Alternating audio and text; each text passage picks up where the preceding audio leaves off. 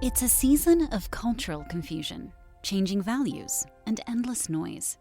The world is broken into pieces, but where others see division forever, God is cultivating creators of connection, bridge builders.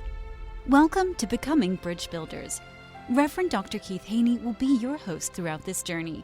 This podcast is for those who feel stirred to lead well with wisdom, courage, and radical compassion.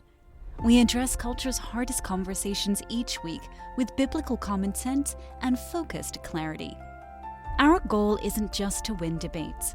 Our goal is to stand in truth, offer radical grace, and actively build bridges of trust wherever you are.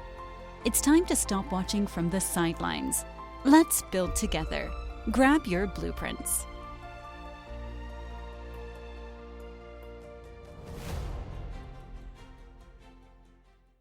What if the biggest obstacle to your growth isn't your circumstances, but the story you're telling yourself about them? What if transformation isn't about doing more, but seeing differently? Today's guest went from leading a $40 billion investment portfolio to helping people reframe identity, making sense of change, and live with clarity and coherence. And here's the challenge. What if the life you're trying to build requires you let go of the version of yourself you've been hanging on to? Welcome to Becoming Bridge Builders, a podcast where we connect faith, life, and leadership, building bridges between where you are and where God is calling you to be. I am your host, Reverend Dr. Keith Haney, and today we're exploring a powerful and deeply human topic, how identity evolves through change and how we step into transformation with clarity and purpose. Joining me today is Federico Malatesta, founder of FM Transformational Coaching. Federico's work brings together executive leadership, neuroscience, narrative theory, lived experience to help people interpret their context, act with coherence, and translate insight into meaningful, lasting results. Before this, he served as chief investment officer for a $40 billion energy portfolio, where he learned the discipline of decision-making at the highest levels. Today, he brings that same rigor to the inner work of transformation. Originally from Rome, Italy, Federico now lives in Texas at the Artha Ranch, a place where reflection meets reality and transformation is grounded in the grit of daily life. Federico, welcome to the show. Hi, Keith. Very nice to be here. Real pleasure. I'm so glad to have this conversation with you. I love talking about coaching and transformation and helping leaders be better. So this should be a phenomenal conversation. Looking forward to it. So, Federico, your journey is both impressive and intriguing. What led you from the world of global finance into the work of transformational coaching? I had what I always wanted. It was the perfect job, a job I've been dreaming my whole life. And 3 years into this job, my company merged with another company. And it was a big transition for all the people involved. And I had a very large team. And what was happening is that I noticed that the junior manager were coming to me after work, worried about how this transformation, how this transition was impacting their life. It wasn't about business. And so I was very lucky that I had very good coaches in the past. I also had very bad ones, so I could tell the difference. And as this kept progressing, I realized that maybe coaching would have been an avenue at some point. And when I decided to leave the company, I did some consulting work for a short time, but then realized that coaching really was what I wanted to do next. Yeah, I've had bad coaching too, and I know what it feels like. Exactly. So tell us a little bit about what good coaching is, because I know for those of us who've had bad coaching, we know that experience, but we don't always find those people who really understand coaching and really help take us to that next level. Yeah. I think so first of all, I think for people, it's a good idea to have an understanding of what is coaching, what is therapy, because that is one of the quick questions we get asked all the time. And so therapy look at something that happens in the past to explain the present. And therapy is essential when somebody has real health issue, serious depression, serious anxiety, any kind of medical disorder. For that, you need a therapist. It's a much deeper inquiry into what has happened to you and how to heal before moving forward. coaching clients are healthy. They have questions about aspects of their life. And interesting, usually the question they come to the coach which is not the real question. The real question you find out after a while. And so what you focus in coaching is really, what are the next steps? Where do we going to go from here? What kind of roadmap we can create for you to have a more fulfilling life? So when you ask me about what is good coaching allows for the person to the client determine their own path. A bad coach is one that tells you what you should be doing, what is good and what is not good. I think that is the most essential element of good coaching, letting the client be in control at all time. I love that. That's a great definition for those who have not been coached before. I wonder what coaching is. I'm curious, as you think about your background and what was it like leading at such a high level, what did that teach you about human behavior? Great question. So there is one fundamental thing which I think is often it is not discussed enough, which is ideology always trump intelligence. And what do I mean by that? Is that somebody can have very strong ideas about something that suddenly create a very narrow part of what is possible and what is not possible, what is right and what is wrong. And maybe these people are highly intelligent. And actually, the more intelligent, the more likely it is that they have very good reason for why something is right and something is not right. And so dealing at a very high level with very intelligent people sometimes is difficult because of their mindset, not because of the capacity to process information. That's good. I'm curious, as you made this transition from high-level leadership to transformational coaching, how did your own identity evolve through that transition? Right. Well, there's elements of our identity which are necessarily linked to what we do. An important part in growing is understanding that this is only an element of who we are, it's not the totality. I mean, identity is a very complex problem, and it's so complex that as I was studying and I was over, the last 10, 15 years, I was trying to create a framework for my clients. I actually end up writing a book about it. The idea is that identity is who you are in relation to the world. It's not something that you have only in your head. You only define yourself with others and through others. And so as you move from one job to another job, you have different type of interaction, both in terms of power dynamics and scope of interaction. And so what you realize is that you're also something else that you were not before. So sometimes you leave something, but you gain something else. Life is constant change. We always are told, you have to adapt to change. Change is constant. Right. It's something we live through every day, in every moment. And once we realize that, then it's easier not to get stuck to some behaviors or some ideas that were linked to a particular time in life. That makes sense. Before we go further, I'm going to ask you my signature question. I ask every guest that can't really get through the podcast without answering this question. What's the best piece of advice you've ever received? Ooh. I think for me, the best piece of advice I got is leave politics for the afternoon.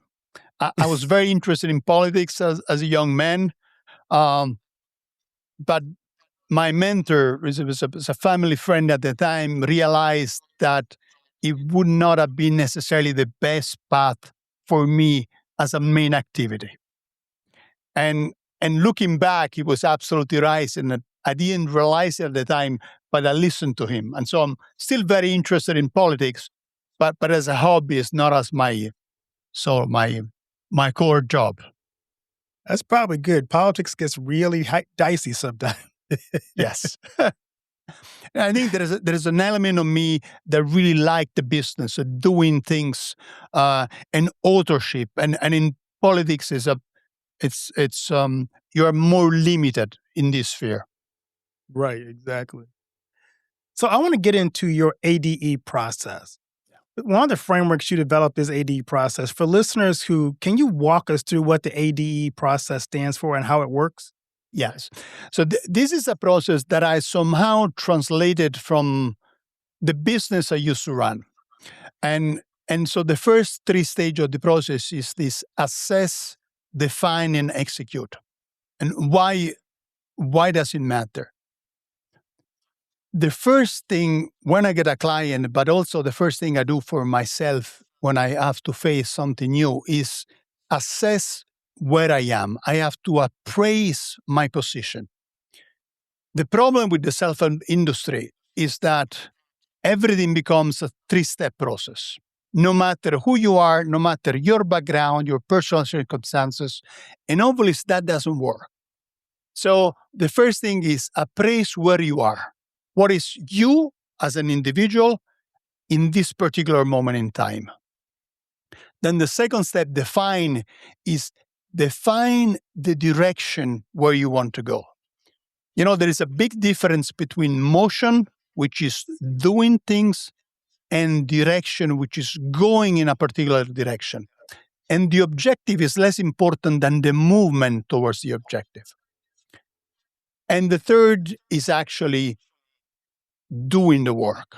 You execute what you have in your mind, because until you execute, things remain in your head, and they're just simple stories that are not run their course. And only when you execute them, then they become real. As you work with people you're coaching, of those 3 steps, what do you find people get stuck the most on? Usually they get stuck the most in the passages between appraise and define and between define and execute. And usually it's one or the other. There are some people who really struggle to find a new direction. Other people, they have the direction clear, but they really struggle to move into execute. They really struggle to release the old stories they have in their head. Oh, I love that. And that kind of led me to another question. I'm thinking about how hard it is to go from awareness to execution. What actions do you help people move forward through so they don't fall back into old patterns where they keep, repeating the old story to keep telling themselves? Well, I would say the first thing is being realistic about the scale of the enterprise. And depending what you're trying to do, it can be a lot bigger or a lot smaller. But the issues are the same. You help the client create a roadmap of where they want to go. But you make it very clear that it's going to be a process. They have to release old stories, create new stories. They have to execute those stories. And when they execute, they might find they don't like the new stories. And though they have to go back, redefine direction and move again. So you help them really with the process. You give them the space for them to try, make mistakes, and refine and move ahead. Because, in the end, Keith, that's what we all do in life. We try new things, make mistakes, adjust, and try again. Yeah, I love it. Can you give me a real-life example of someone applying the ADE process? Yeah, so I had a very successful businessman came to me last year. He was in his mid-50s. He was thinking of retiring soon, and he was thinking, okay, what am I gonna do now? I have no financial issues, and I'm thinking, how can I organize my life to make most of it? I mean, healthy. I probably have like 30 good years.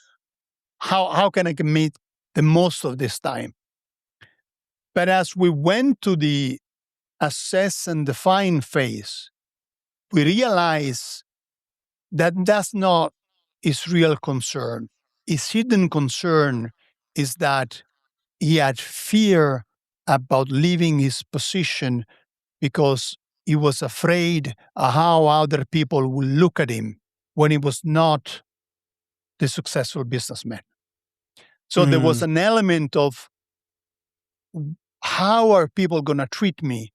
What are they going to think about me now that I'm not that?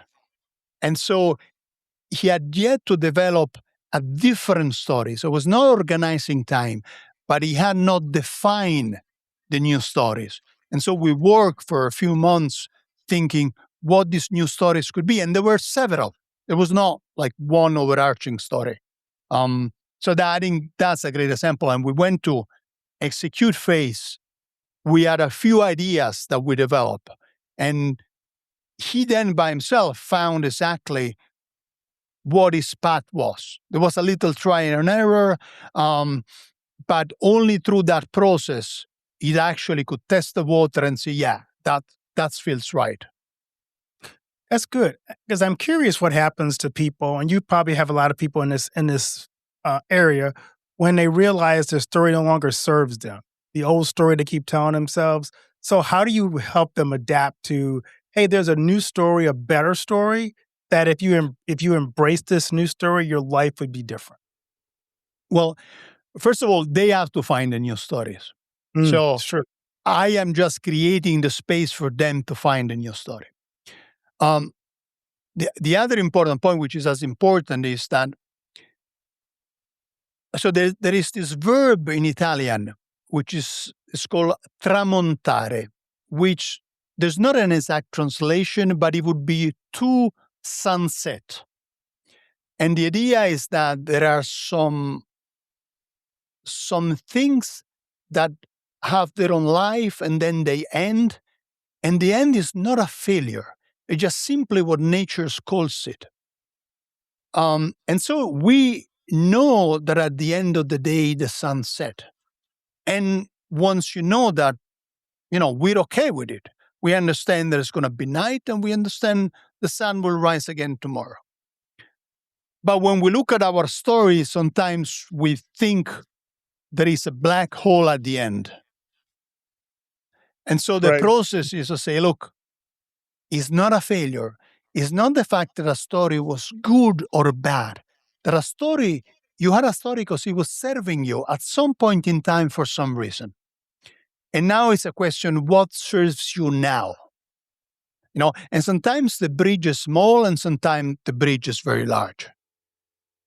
That's a beautiful picture. I'll remember that because I'm a very visual person. That's a nice way to kind of talk about the sunrise of one story and the rising of another story. I love that.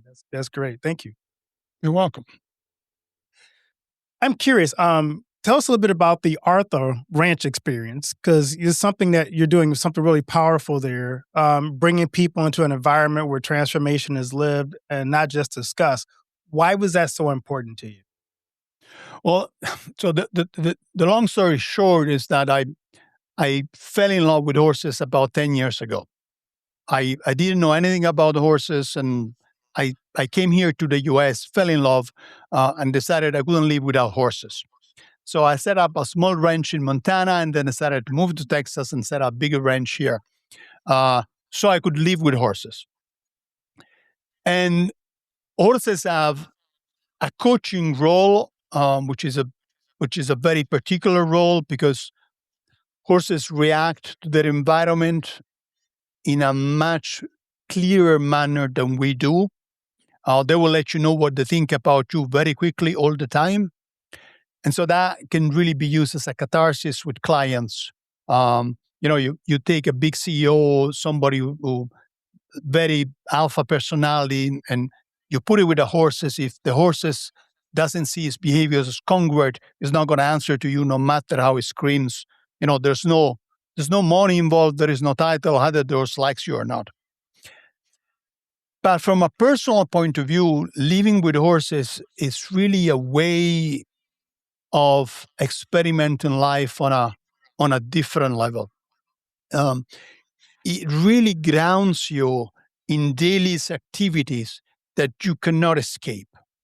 Like I wake up in the morning, go and check on the horses, go and feed them, go and check in the evening. Horses have a rare ability to hurt themselves in all sorts of ways, no matter how safe their environment. So something always happens. And it's not an intellectual activity where you can say, I'll do it tomorrow. Something happens, you have to be there now. You have to feed them now. You don't feed them in 2 days. And this is a really grounding activity, and especially as somebody like me who spends a lot of time in my head with my clients. This is kind of the mirror side of life where change is really constant and where you have to adapt to the daily life.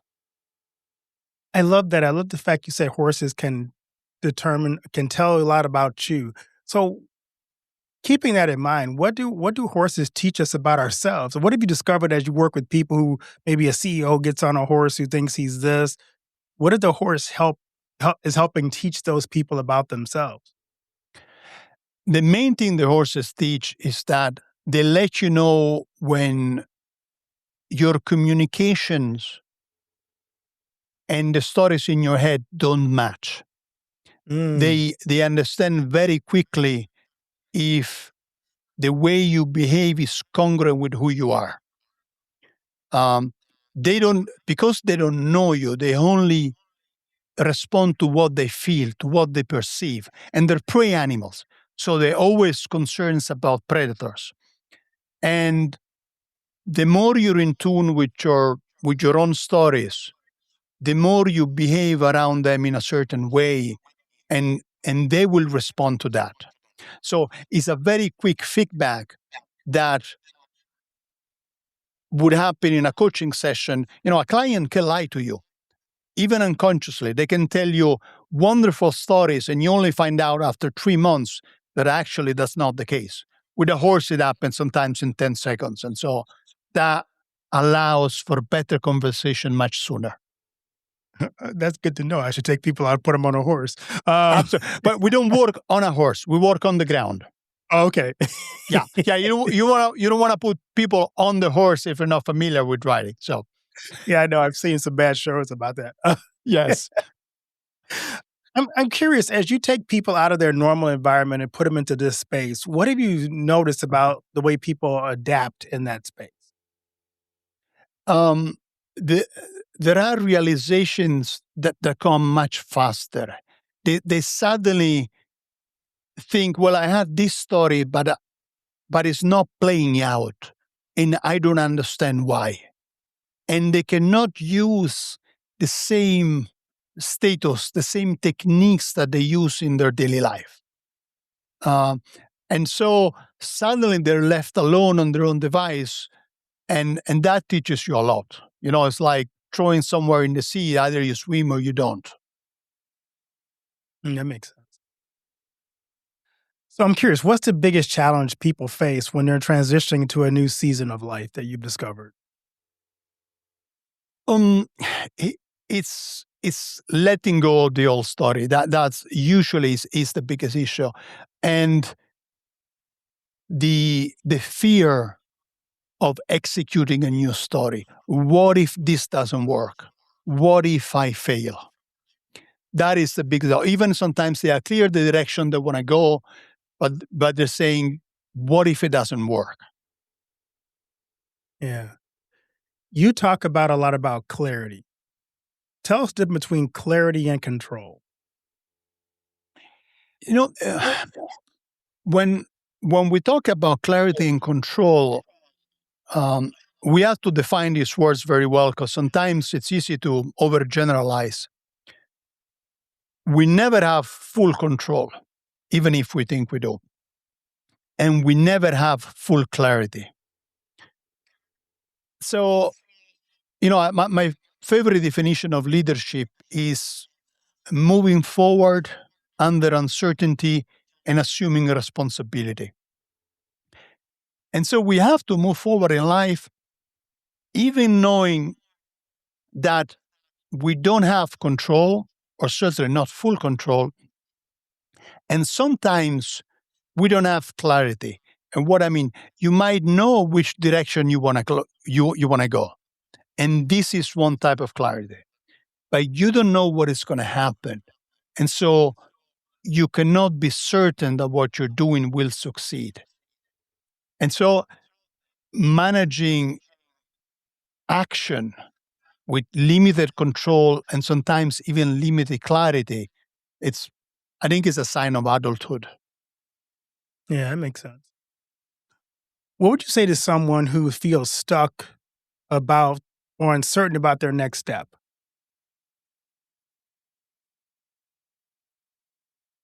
The first thing would be appraise and define the direction you want to go. Especially for strivers, especially for people who are very active, motion is their default path. Okay, I'm going to work harder. I'm going to do more. I'm going to try something else, everything at once. But defining why I'm doing this is the key element which is often missing. You can say, Bernie Madoff, the fraudster, he was doing a lot of motion. He had goals. Was the direction he was going ethical? No. And so asking this type of question before, it's really helpful to determine that the ideas that you have actually are going to bring you where you want to go. Yeah, that makes sense.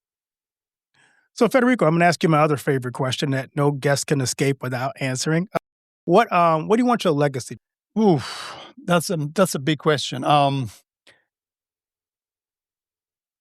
would think in terms. What would matter to me is what is the legacy of the people I interact with. So if I can somehow influence their legacy, that would be the biggest gift I could receive. Yeah, that's good. I like that. So now I'm going to do some lightning round questions. A daily habit that grounds you. Oh, my morning stretching every morning, going stretching and then going to feed the horses. I love that. A book that shaped your thinking. Ooh, War and Peace by Lev Tolstoy. Oh, I haven't heard that one yet. Yeah, I'm a big fan of Russian literature, so that book changed my life. Okay, so here's a tough one now. Rome or Texas? Oh, that's a difficult one. Well, Rome made me, but I'm in Texas now, so and I hardly ever travel, so I would say Texas now. There you go. You just made all the Texans happy. One word that defines transformation. Authorship.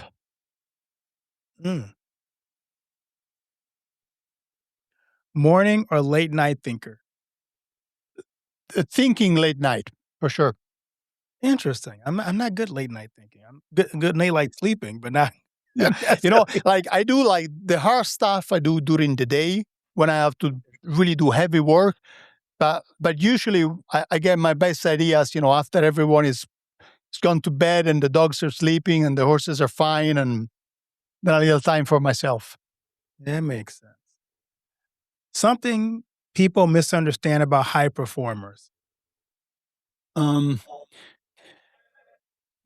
They think that success is always rewarding, but there is a phenomenon which I call success inflation, which means for very high achieving people, over time, success starts meaning less and actually becomes a constraint of what else they could do rather than a reward.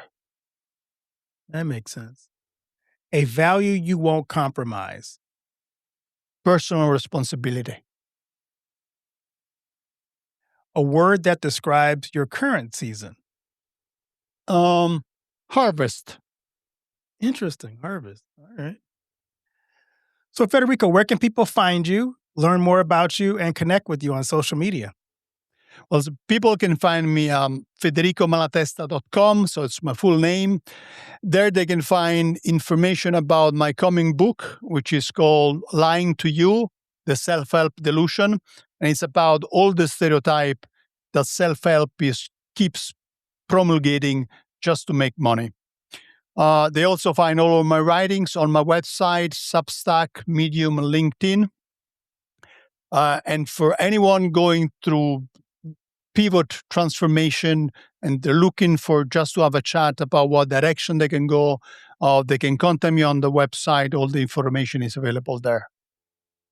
Well, Federico, this has been a rich and thoughtful conversation. Thanks for sharing your insight and your journey. If you're listening today and you're navigating change, wrestling with identity, or longing for clarity in your next step, I encourage you to explore Federico's work at FM Transformational Coaching and learn more about the Artha Ranch experience. Links will be included in the show notes. And for everyone listening, transformation isn't about everyone else or something else.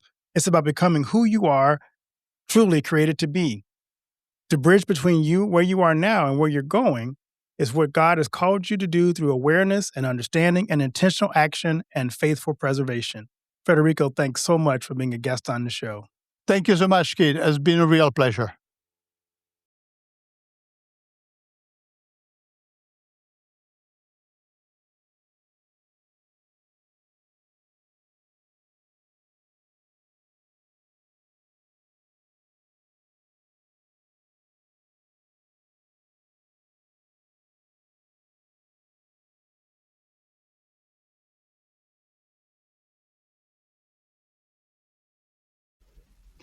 Do you know that most entrepreneurs hit a revenue ceiling and have no idea why? They're working harder, spending more money, running more ads, but revenue stays flat. My friend Dr. Noah St. John calls this the invisible break. He's giving our listeners a free revenue ceiling audit to help you see what's really holding you back. You'll get a free 30-day membership to NoahBot, giving you access to Dr. Noah's 30 years of experience to help you reach your next level. But hurry, because there's only 50 available this month. So if you're tired of being stuck at the same revenue level and want to finally break through, get your free revenue ceiling audit at drnoahvault.com in the affiliate link that'll be listed in the show notes.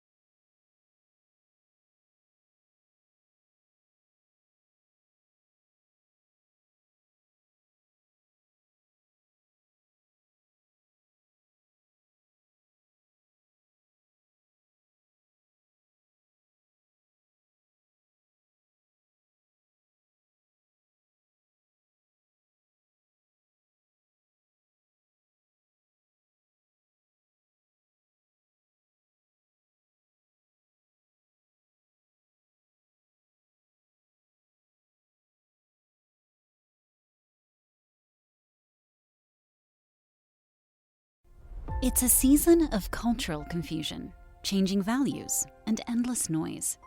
The world is broken into pieces, but where others see division forever, God is cultivating creators of connection, bridge builders.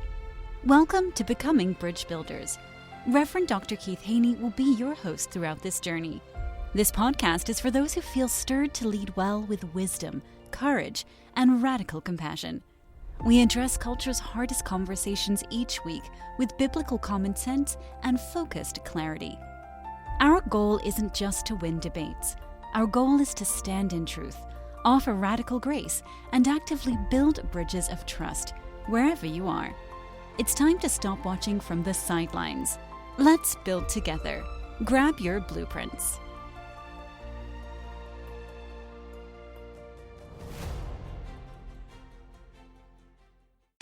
When you're a maintenance engineer in a beverage manufacturing plant, you keep production lines moving and quality on track because there's no room for slowdowns.